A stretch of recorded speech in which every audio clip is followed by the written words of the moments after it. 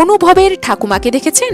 যেন শত ঝড় ছাপটাতেও লাজুকে আগলে রাখতে চান বুক দিয়ে। চোখে মুখে এক গভীর মমতা, একটা অদ্ভুত শান্তি, যা দেখলেই মনে হয় এই মানুষটা ভীষণ ট্রু হার্টেড। কিন্তু এই শান্ত মুখটার আড়ালে লুকিয়ে আছে এমন এক জীবনের গল্প, যেখানে ছিল মৃত্যুর মুখোমুখি দাঁড়ানো, হঠাৎ করেই দীর্ঘদিন উধাও হয়ে যাওয়া, রীতিমতো হারিয়ে যাওয়ার মতো সময়, একটার পর একটা লড়াই, আর তারপর আবার নতুন করে উঠে দাঁড়ানো। আজকের গল্প এমনই এক নারীর, টলিপাড়ার অত্যন্ত পরিচিত গুণী এক অভিনেত্রীর জীবন সংগ্রামের কাহিনী। ইনি অভিনেত্রী পাপিয়া সেন।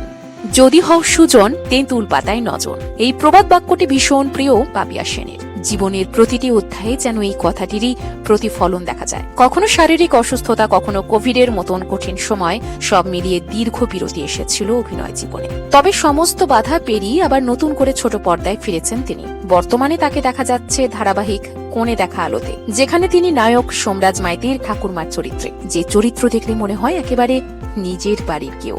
জানা যায় বাবার বাড়িতে ভাই বোনদের সঙ্গে মিলেমিশেই বড় হয়েছিলেন। মা ছিলেন এমন একজন মানুষ যিনি সকলের সঙ্গে সহজেই আপন হয়ে উঠতে পারতেন।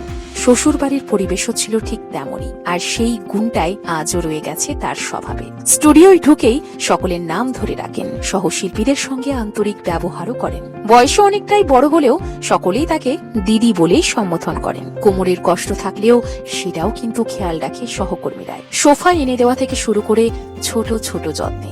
মাত্র 7 বছর বয়স থেকে মঞ্চে অভিনয়ের শুরু। পিতৃকুল ও প্রতিকূল দুই দিকে ইন্ডাস্ট্রির বহু প্রতিষ্ঠিত মানুষের সঙ্গে যোগাযোগ থাকলেও নিজের অভিনয় দক্ষতা ও ব্যক্তিত্বের জোরেই তিনি আলাদা পরিচিতি তৈরি করেছেন।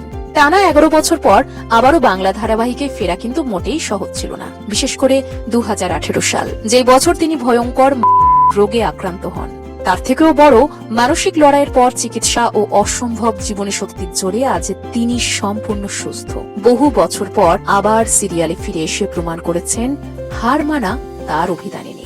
পাপিয়া সেন শুধু সব্যসাচী চক্রবর্তীর বোন বা পরিচালক রাজা সেনের স্ত্রী নন, তিনি নিজে একটি সম্পূর্ণ স্বতন্ত্র পরিচয়। এই অভিনেত্রীর অভিনয় আপনার কেমন লাগে?